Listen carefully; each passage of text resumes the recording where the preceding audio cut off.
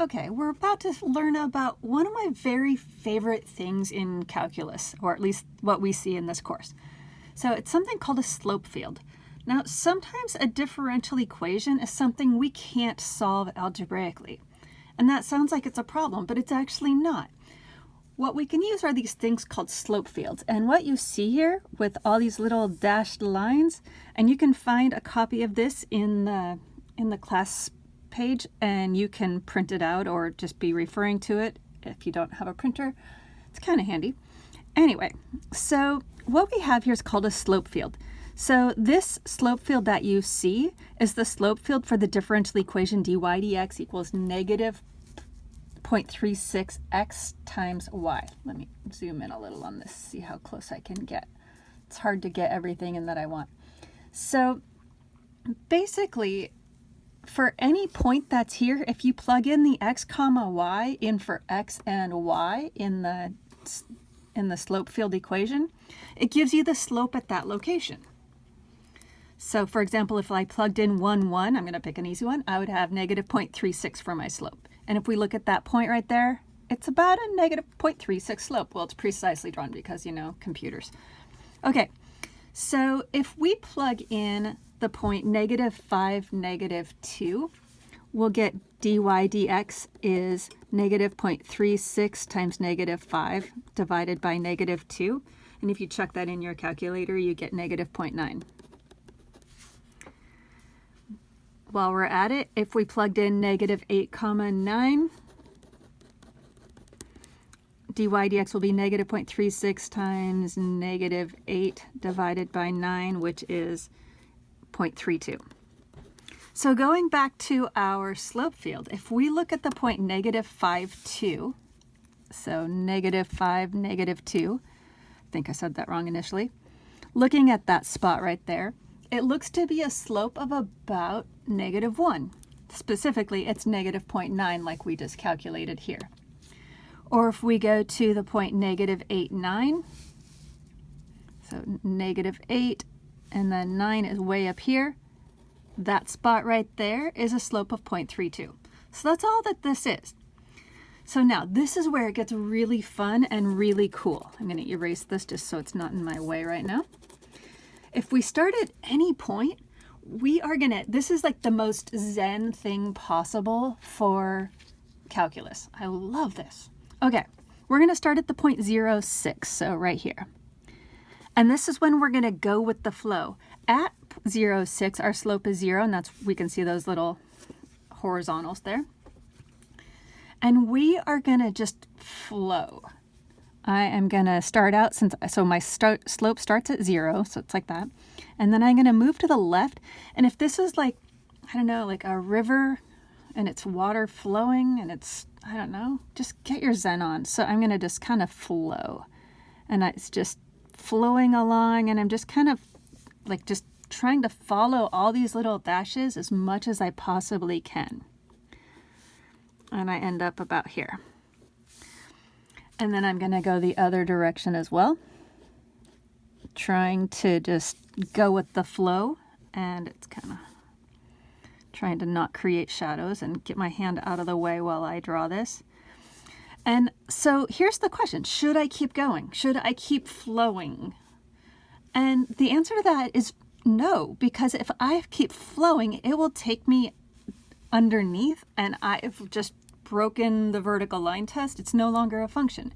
So this guy right here is my solution. It's a called the particular solution of the differential equation. It's the graph for it. Even though I don't know the equation for this guy, I can draw the graph for it. It's of course not perfectly drawn, but it's decent.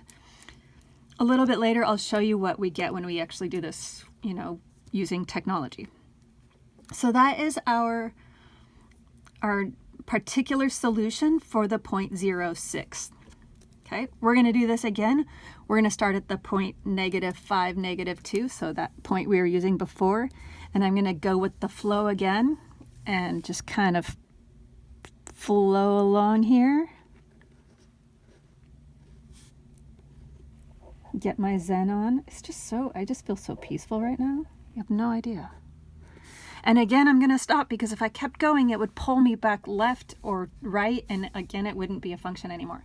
So it looks like what I've drawn here are a couple of half ellipses, you know, those kind of squashy circles.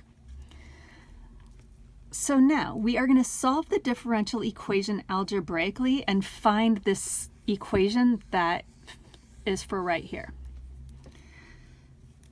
So we're going to solve this differential equation algebraically. We have a spot for it here. It's really handy that the author of the book provided all these nice explorations. Okay, so we have dy dx is that negative 0.36x divided by y. Remember, our first step is to separate the variables. I'm going to multiply both sides by y. I'll multiply both sides by dx. So I have y dy equals negative 0.36x dx.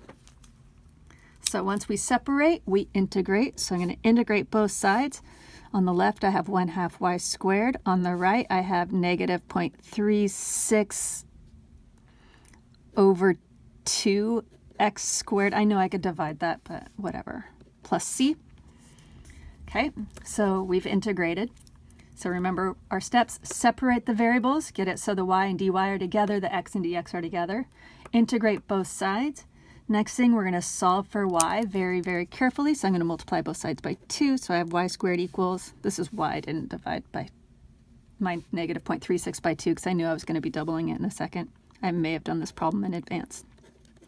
So I have negative 0.36x squared plus, you could say c here, or you can say 2c. I feel algebraically uncomfortable not multiplying everything by 2. It is still a constant. So I mean, a lot of books will just put a c there and not double it. I don't like doing that. Okay, and then y equals plus or minus the square root of the negative 0.36x squared plus 2c. So that plus or minus, we can actually see graphically really easily where that plus or minus is coming in.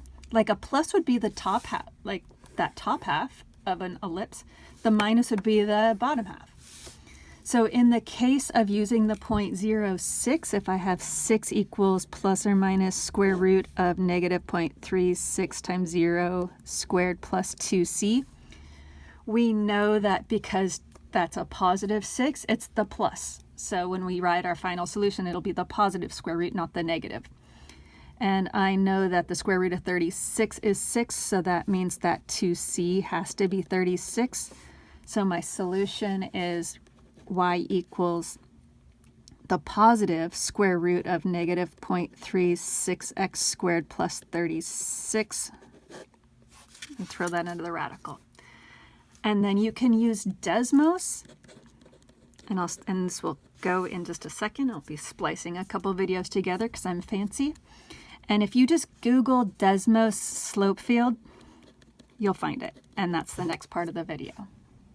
Okay, so I want to show you how to use Desmos to do slope fields. If you Google Desmos slope field, the first thing that comes up is right here, and we'll click on that. And it comes up with a slope field already in it. One thing I always do is click on this movable point to take that off. I don't know why it's there. It annoys me though.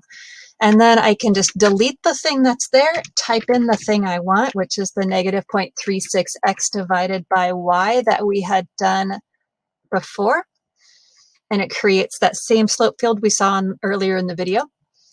And then I can type in the particular solution that I found, y equals square root. Remember, we can click on that guy and get myself a radical, negative 0.36x squared plus 36, and there is our solution. So looking at that, you can see that we came really close on our drawing in the video earlier. So that's kind of cool.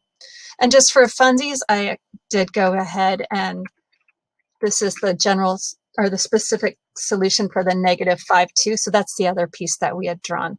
I had solved it again with the negative 5, negative 2 point. So it works really well, and it's a nice way to kind of test things out. Plus, it's just kind of fun. But if it's not on paper, you don't get to get your Zen on.